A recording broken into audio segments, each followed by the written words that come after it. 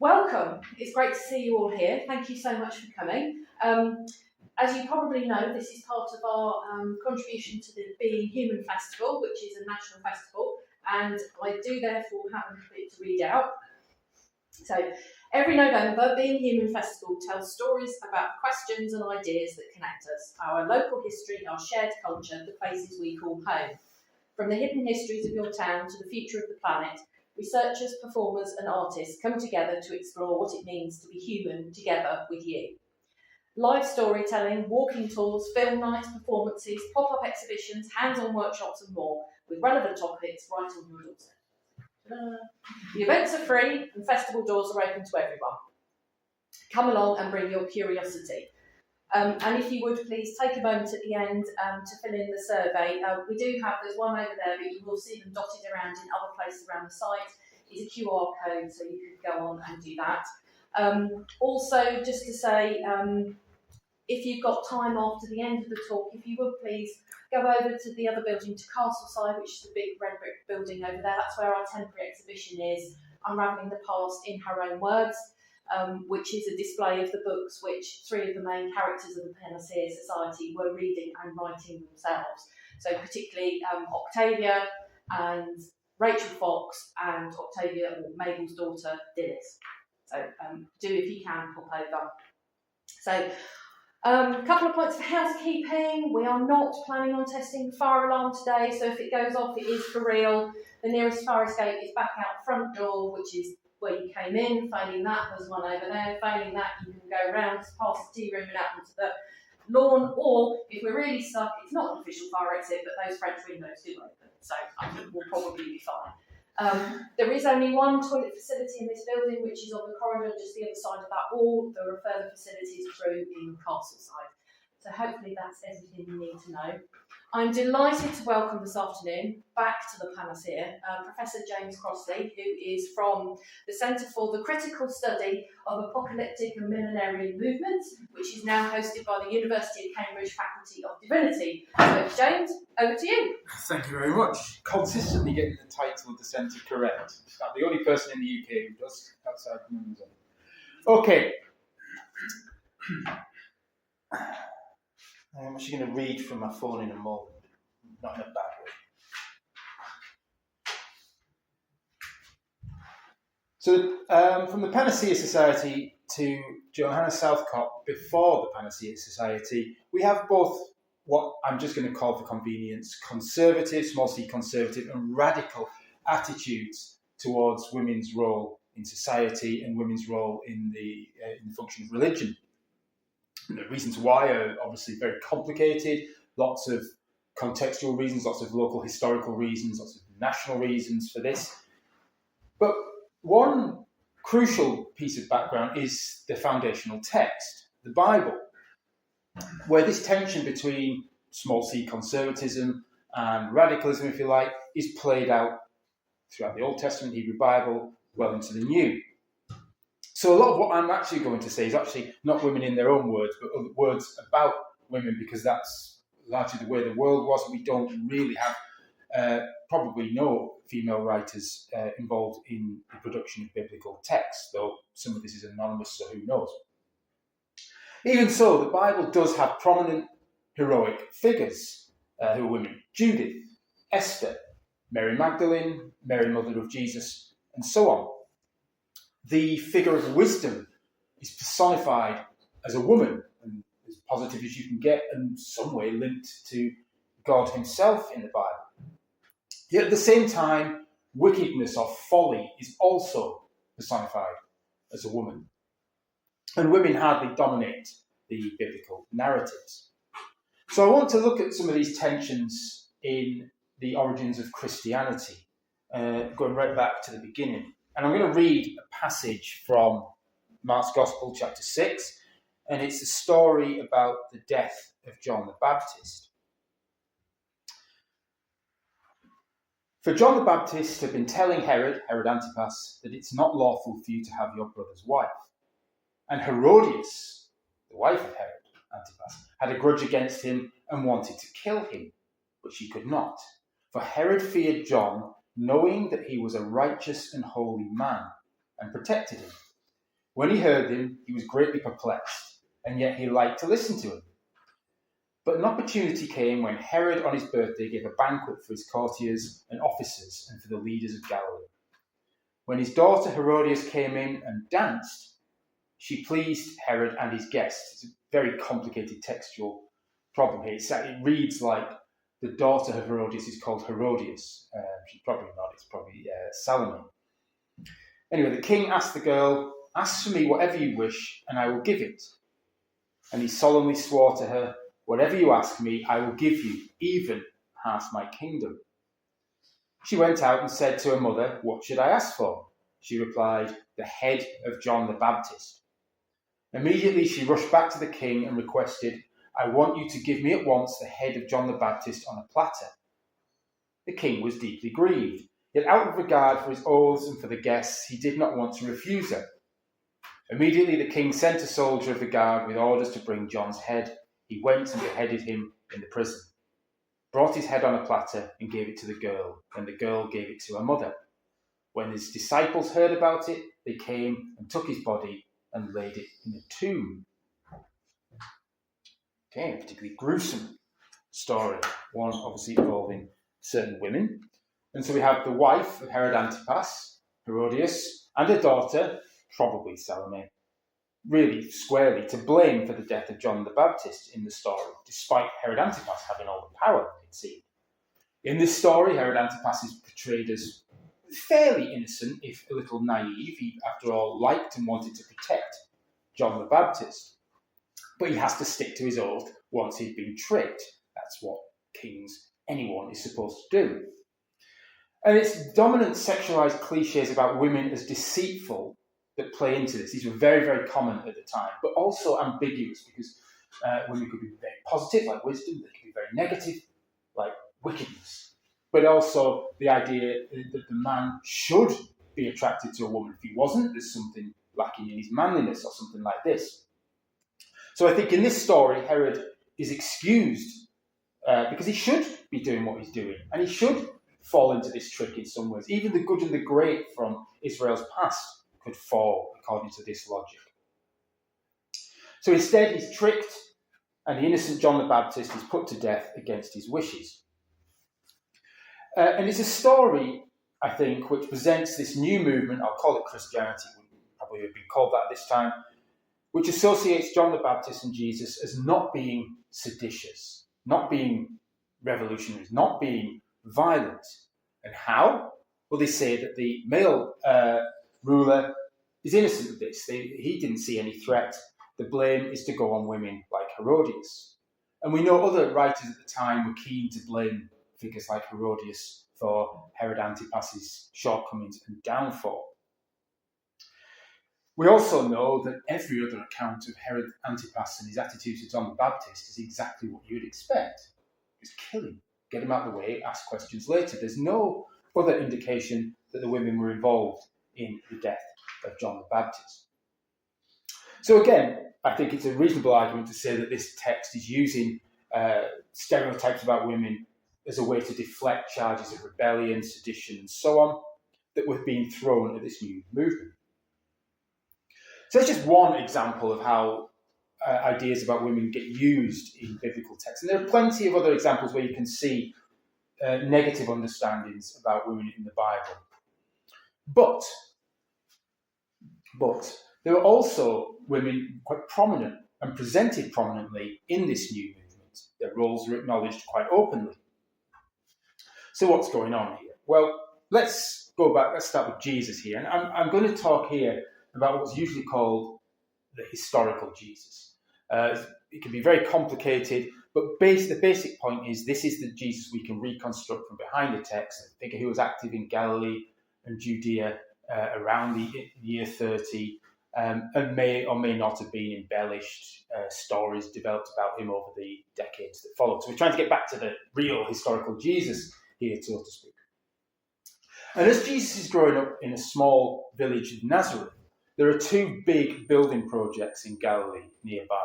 One very close in Sepphoris, and one up near the Sea of Galilee called Tiberias. So they take the building, they're taking resources from the countryside, they're taking people out of the land, giving gifts of land to others.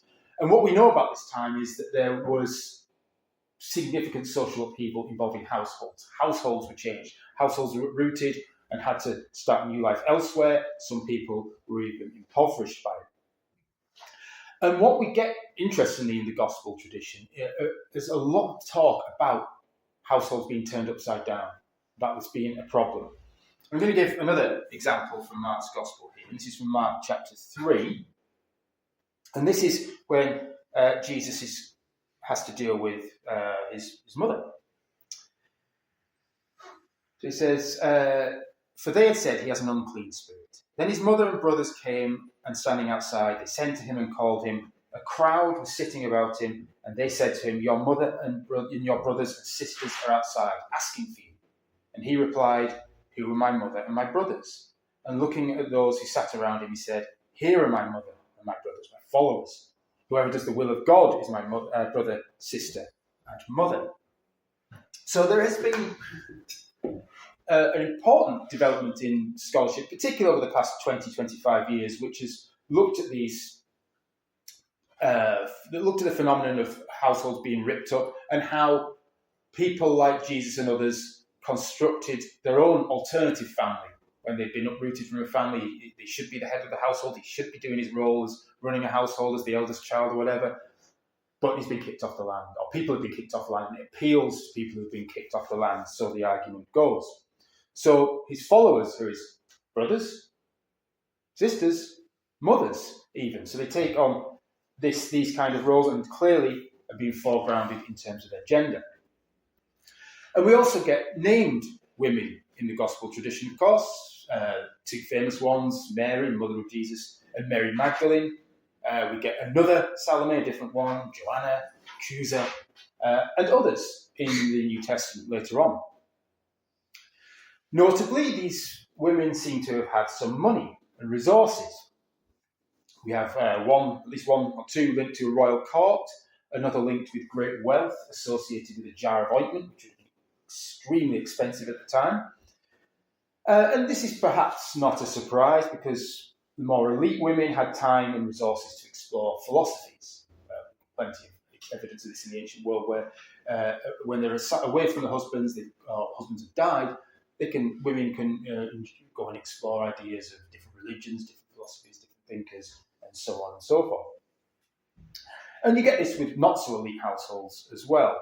The point about husbands dying is actually quite significant because there seems to be a general tendency that the marriage patterns certainly in Eastern Mediterranean, probably more broadly in the ancient world, would be older husband, younger wife.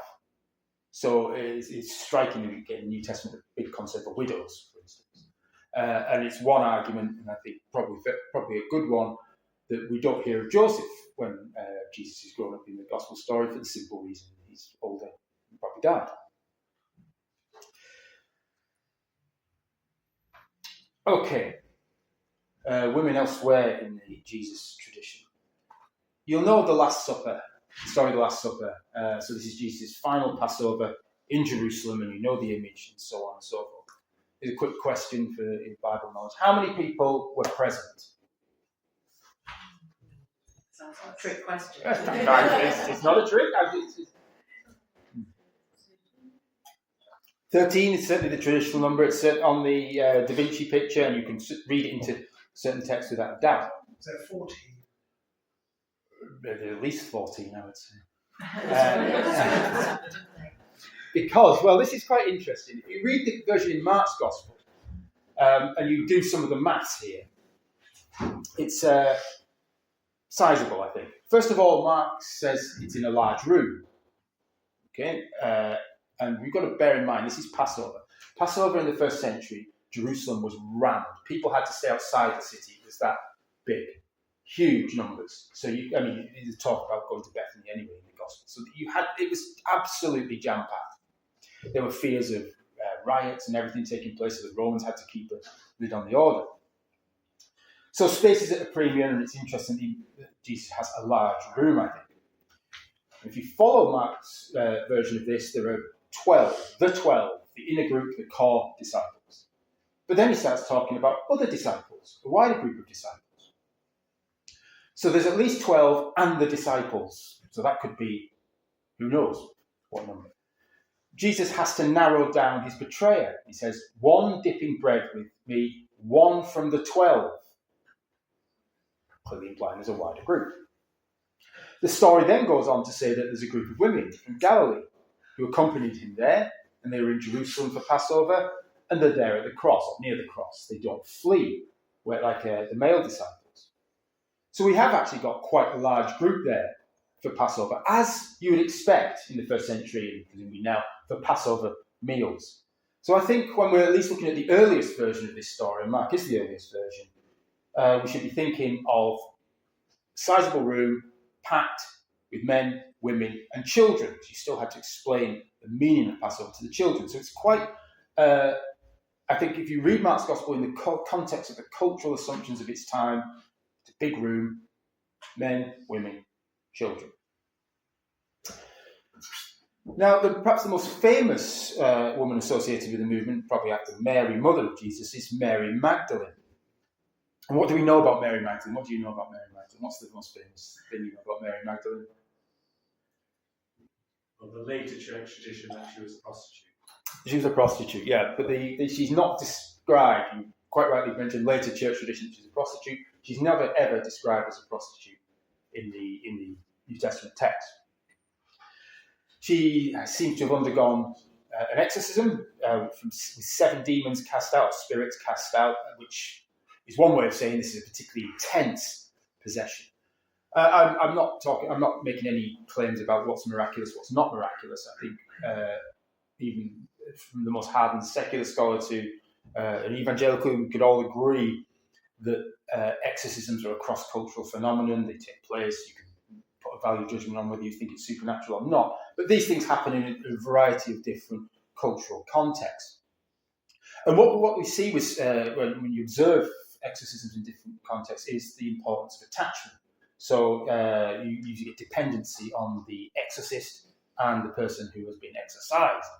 And we get something of this mentioned in the gospel tradition. So there is that case to be made for Mary Magdalene's close association with Jesus, rather than overly romantic, of course. But she seems to have had an identity in her own right, which is striking. She's associated with Magdala, seaport in the Sea of Galilee. And Joan Taylor has recently argued that Mary Magdalene reflects a nickname. She works with Aramaic texts and things that would have meant something like tower, just like other disciples had nicknames. Simon Peter is the Rock, or Sons of Thunder, and so on. So we've got one very prominent woman there right from the beginning. And I also mentioned before how women were, or could be, heads of households. An elite or semi-elite women, or even lower down, could have had time for philosophy and other such pursuits. Well, it seems that such women played an important role in the spread of the early church after Jesus' death. In Acts of the Apostles and Paul's letters, we have named women heads of households. And it's important to think about how conversion took place in the ancient world. I mean, we often think of conversion, blinding light from heaven, or reflecting profoundly on texts and things like this. And I'm not denying these things happen, of course, as well. But they are very much social events, conversions. So it's usually through friendship, workplace, networks, and things that people tend to convert. So you get even down to just basic trade deals. If we're going to trade, you should convert to my religion. That we know of this. And if you convert, your household converts, your slaves, the people around you, or whatever. So it's the same with any household in the ancient world. The head of the household converts, the rest of the household has to convert. So we probably get a range of different kinds of beliefs and attachments, and people just think, well, I'll just do as my master says, would have been relatively common. And we do have some hints of this about some people just simply not believing what they're told to believe, or people just having vague attachments, and so on and so forth. So, strikingly, we get a number of women mentioned. We get Lydia, purple cloth dealer. She had a household who converted. We get Mary, the mother of John Mark, who was leader of the new movement, and when they met in Jerusalem. We get Nympha, who allowed the movement to meet in a house in Colossians 4:15. Paul mentions Chloe's people, presumably implying a female head of a household in Corinth. Phoebe was a benefactor for many Christians, it seems, certainly Paul. So for all the putting of women in the place in the Bible, and in the history of Christianity, of course, there was also a clear precedent of women having pivotal roles in the spread of this new movement. So this is a clear precedent also, of course, for Octavia, Panacea Society, and Southcott before them, to develop extensive written works and prophecies. But those traditions, those conservatism and the radicalism, if I can put it that way, in Southcott, Octavia, Panacea Society, you can draw a line, if that's the right analogy, from the Bible through to the Panaceans in this respect. So I'll leave it there and open up for any questions if you have any. If not, I can talk more about women in Christianity, anything you like. Any question? Can you talk a bit more about women in Christianity? Well, we'd like to know a bit more. I think women in the Bible, more specifically, is quite striking. So I mentioned about wisdom and I mentioned about folly. So if you go back to the book of Proverbs, wisdom is an alluring figure, an alluring woman who will lure in the righteous, teach them the right way, teach them the law, teach them the right kind of behaviour, but behaves strikingly similar to folly, who stands in the street, also very alluring, but can draw people in a sort of implicitly sexualised metaphor.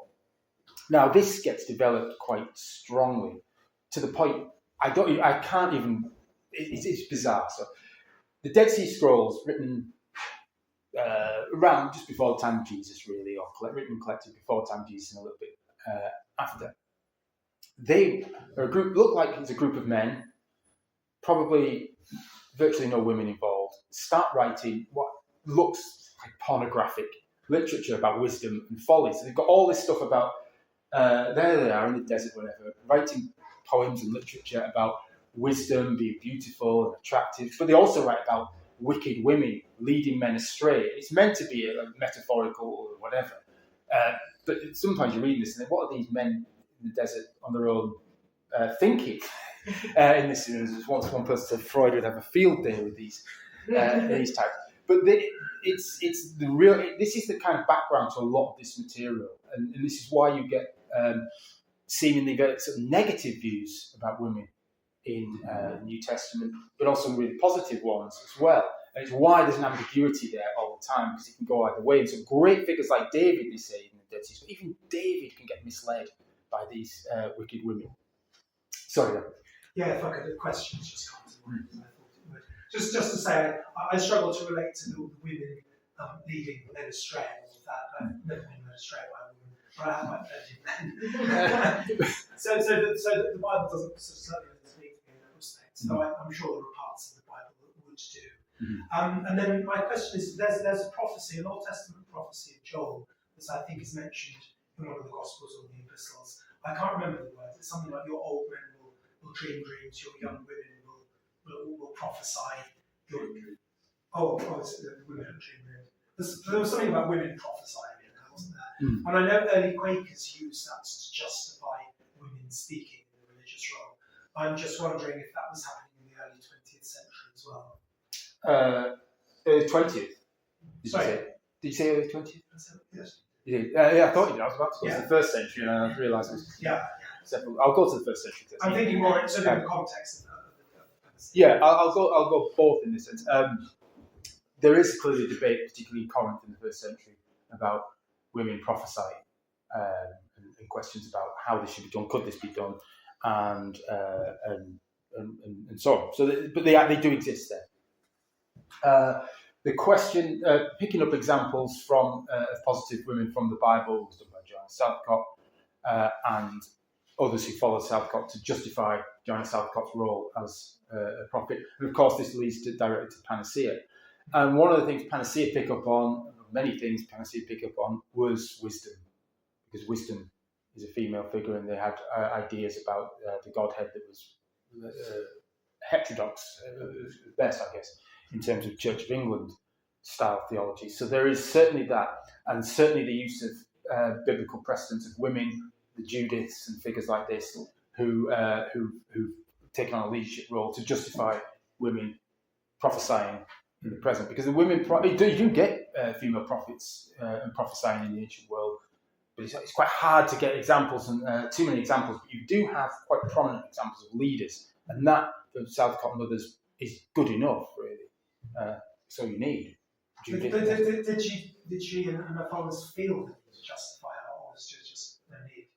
I can't speak whether there would have been attacks from male clergy. Yeah.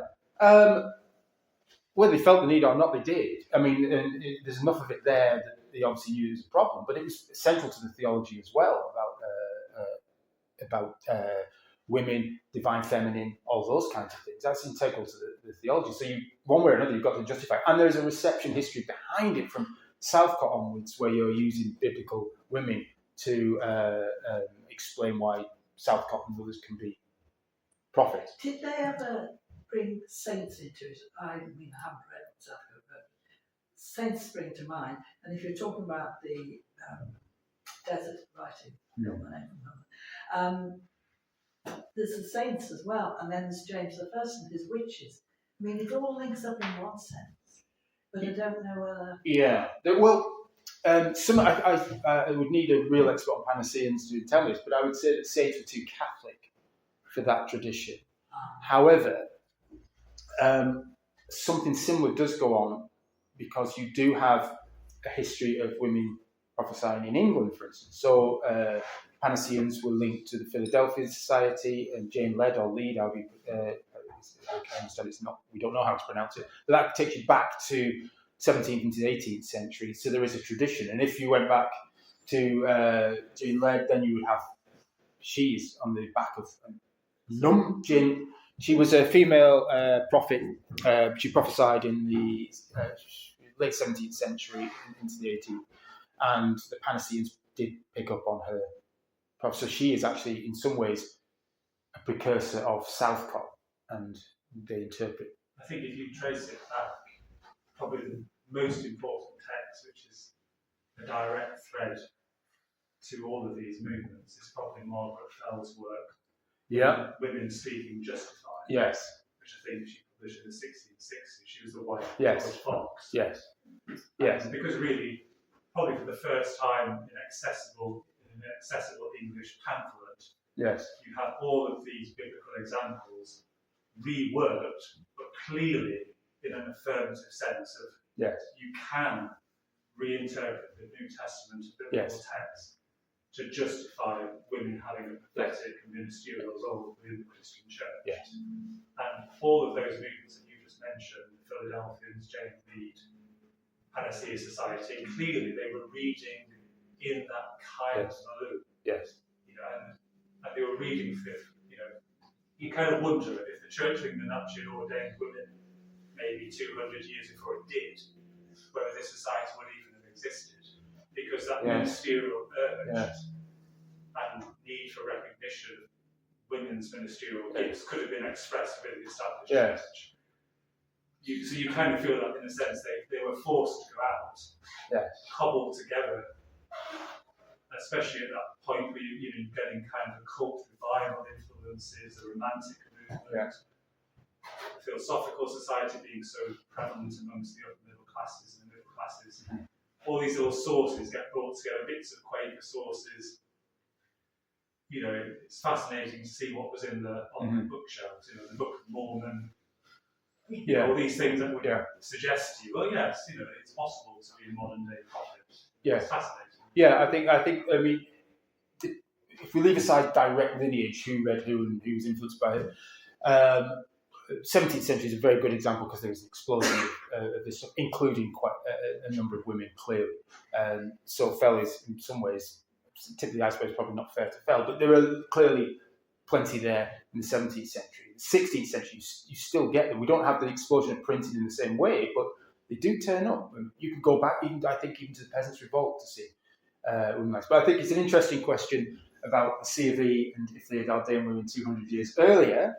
You may well be right, because you wouldn't need to have this, because Panaceans would still see themselves as Church of England, Octavia at least. So you still have to be a member of the Church of England to join the Panacea Society.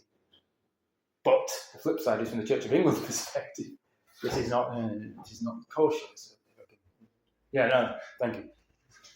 I can add an aside to the saints, Oh, if that's helpful. So I'd agree that I think mostly they considered the notion of saints to be somewhat Catholic, and therefore they didn't tend to go down that route. And there was, in the reading through a lot of the printed literature that the Panaceans produced themselves, they took far more about star signs and making sure that their own apostles are from each of the star signs than they do. However, the seventh prophet, Helen Chepstow, which they called Helen Exeter, she believed she was receiving prophecies directly from St Andrew, and everything that she comes to talk about, and the letter writing that happens between Helen Chepstow and Rachel Fox, and later Mabel Boltrop, who becomes Octavia, is very much centred around what St Andrew has told her. yeah, okay, it's very helpful. Yeah. I could also add something that links into that. So I also noticed that they were reading Annie Besant. Yeah, So yeah. Annie Besant Yeah. and Charles Ledbetter very much took the Philosophical Society into a wholly new, different phase, because they wanted to essentially re-Christianise the Philosophical Society. Yeah. So they developed a whole esoteric, mystical Christian theology. So they may well have picked up on strands of that as well. That caused a big split within the Philosophical Society in Britain, which still exists now, but it's pretty much died out anyway. But it's obvious, just walking around, there's clearly Catholic tropes within what they're doing. So, like, it doesn't take a genius to look at the healing cloths and think, oh, these are remarkably reminiscent of third-class relics. Yeah. You know, which there's a relic has just become within the vicinity of a saintly person, then becomes class, you know, and then they're distributed, and that still goes on within the Catholic world today. Yeah. You can buy them through the post or whatever. So there's definitely, and of course the communitarian aspect of the community, all this kind of stuff. So definitely kind of Catholic, but you get that, I think, within. It's almost like the Catholic itch within these uptight Protestants. They just can't not itch those little Catholic bits, which are so hidden in the surface, but they've got to reach it somehow. It's interesting with Joanna Southcott's box of prophecies, the rituals that she goes through, putting the box together, and how when it's allowed to be opened and how it's allowed to be opened. It is opened at certain points in her lifetime before it's sealed. It's very reminiscent of how saints' relics are looked after, and the validity that's given to saints' relics. So I was at something talking to somebody. It's about a modern saint, so it's somebody who was considered a saint from the 1980s, and the process that they went through, that the Catholic Church went through to say yes, this person is a saint, very, very similar to the rituals that Southcott was using to validate her box of prophecies. I think I do agree with all these comparisons. I just want to keep a slight sense of detachment from it, as in use this as a comparative thing as such. Because I mean, sure, if you said, you've got a Catholic itch there, you probably get a short, sharp response. We're not, but the clear comparisons, the idea of tradition, is, I think, has got similarities with the saints. I think you're right, the healing and so on. But this isn't just Catholic healing. This goes back forever in some ways, and those kinds of things. And you just don't get rid of it by having a Reformation. Yeah, well, in a sense, that's my point. Yeah. My point is anthropological. Yes. Octavia always described herself as high church as well. When she talks about what her views on Christianity were in place, she always talks about being high church. Yeah, well, that's interesting to know. And the Creed says, "I believe in the Holy Catholic Church." Oh, well, everyone's a Catholic in that sense. Yeah. Yes. Can I take us back to the first century? Because that's my interest. Is how much information do we have about first century women who may have been influenced by surrounding Jesus in terms of the level of their education? Because you mentioned something, they could have been heads of household. So would they have potentially been able to write what was to become perhaps part of the New Testament? Could it have been possible? It's a very tricky question, this one, because first of all, you've got to remember how writing took place. So it would be dictated by the great thinker, written by the slave or freed slave. That's the typical idea of how things were written. The evidence we've got, which is sparse in the New Testament, because you don't name who the slave is, they just write, but they met. But in a Nabatean text, there is a woman either dictating, possibly even writing, a divorce bill to her husband. So it does happen. We do get examples of this. Levels of education, we do know that women were involved in reading philosophy, whatever reading meant. If someone read it out, doesn't really matter for now, and engage with it. You do get women writers in the ancient world. You also, in households, texts from Homer have been found in just rural, agrarian households. So it's always possible.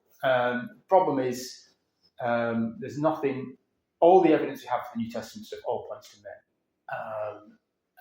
Whether Matthew, Mark, and Luke did write the Gospels as said to them, is attributed to them, is up for debate, but the instinct, at least, was to attribute them to men. Paul's letters, obviously.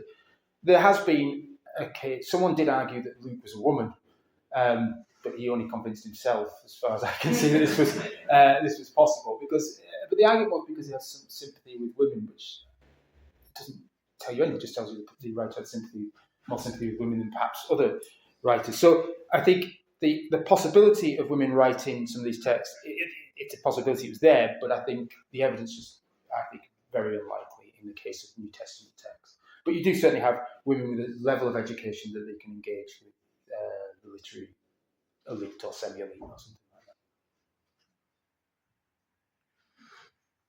that. Any other questions? The question, do you know who actually wrote the Book of Solomon? Song of Solomon. The reason I ask that is that some of you know I've spent a lot of time researching the burials of Panacea Society members in Crossley Cemetery. Some have got headstones. The most interesting one is the one of Emily Goodwin. I forget the actual quote, but Google it and see where it came from the Book of Solomon.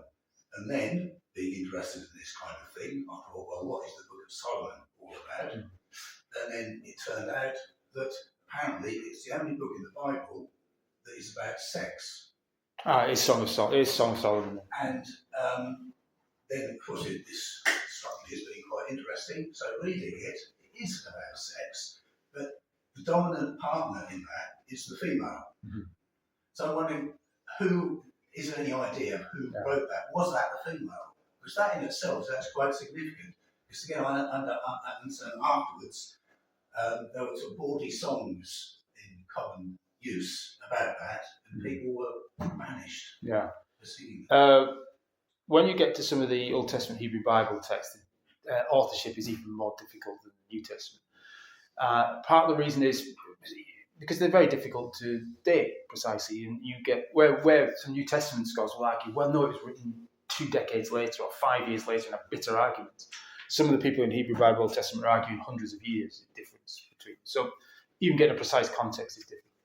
Traditional authorship, Solomon. I don't know how on earth you'd prove this one way or another or disprove it, but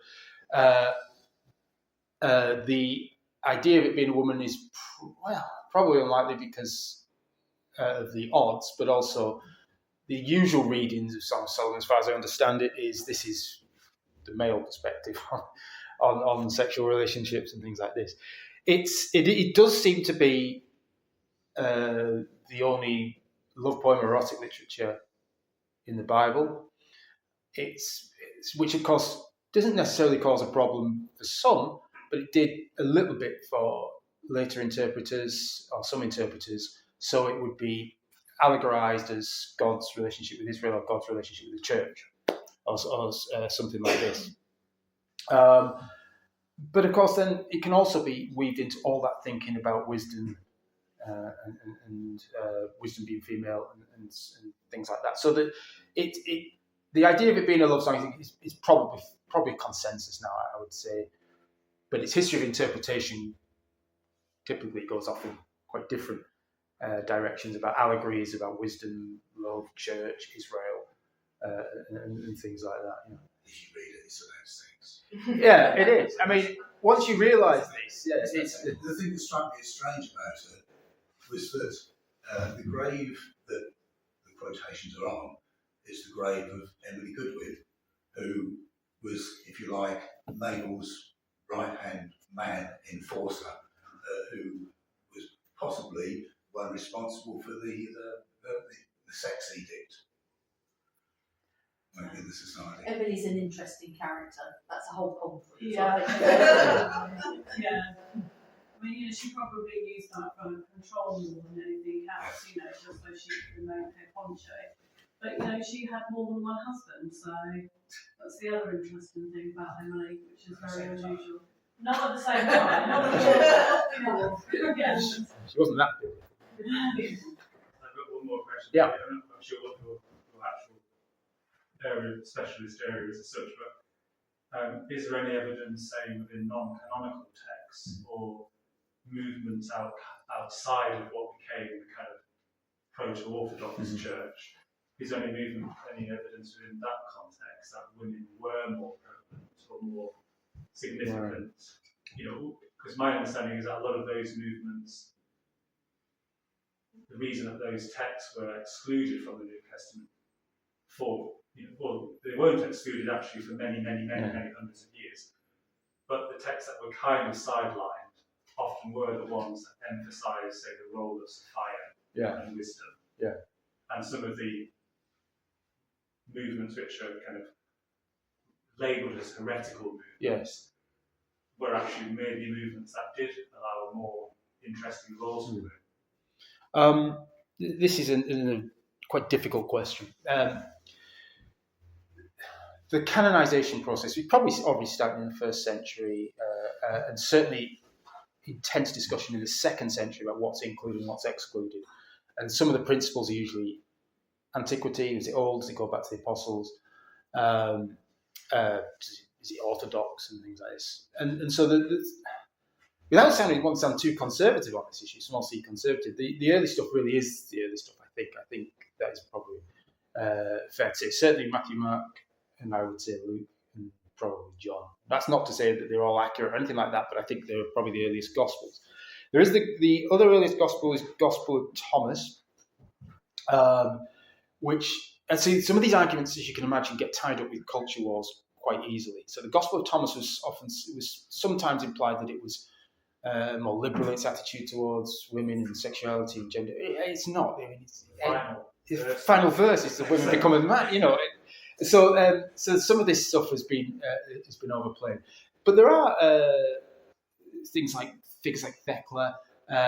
There are the prominence given to Mary Magdalene in certain texts. Maybe they were sidelined, but they are quite late developments. So I think I have no doubt that the early church, right from the beginning, was keen to make sure that women were constrained as they should be and all that kind of thing. And I'm sure they continue to do so in the centuries that follow. So that the principle is there.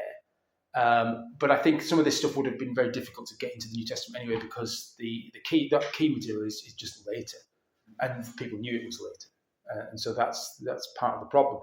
But there was certainly, I don't really like using these terms of the 1st and 2nd century, but there's certainly heterodox women and prophets in existence from the 2nd century onwards, and probably never really went away.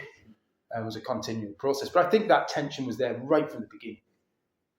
Onwards. So I don't think there's I don't think we can really go along with the narrative that it's conservative conservative and then and the liberals were excluded, or vice versa. I think that was an ongoing process of tension all the time.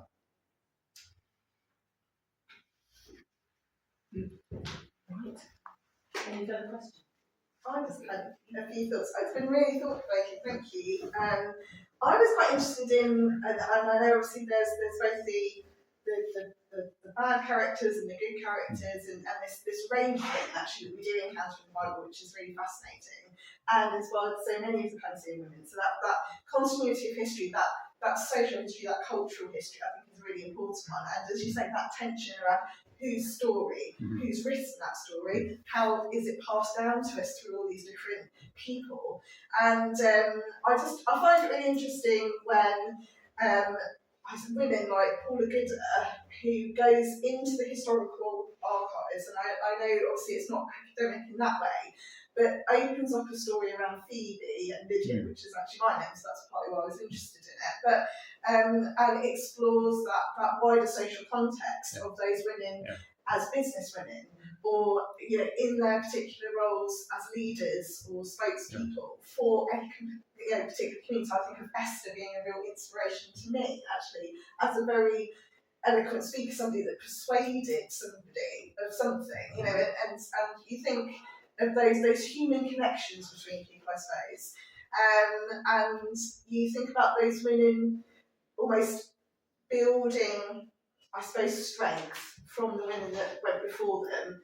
And so even those women that are just mentioned in the Bible, that just get that mention, is enough to inspire these later women to start challenging some of the roles and responsibilities and things that and bring their own understanding to it. And I think historical interpretation is fascinating and will continue to change as we learn more, new things are uncovered from the ground, from archaeology, but also our understanding of interpretations of different people. Yes, yeah, and I think that's right. I think the fact that there are certain people just named in passing is crucial, but also the big figures, the Esthers and so on, gives you the precedent to argue the case. Because I think it's continually the case that you do get women involved in prophesying or religious whatevers. But once you've got the precedent, it means you can argue with the authority of the Bible on your side, and therefore it's much more difficult to die out and to delegitimate. Of course, the delegitimization process continued, but those precedents were crucial, I think, and the authority of the Bible for various women to continue to make claims probably in every century since. But thank you. Thank you. I think that's probably a fantastic place to end, actually. So thank you very much, James.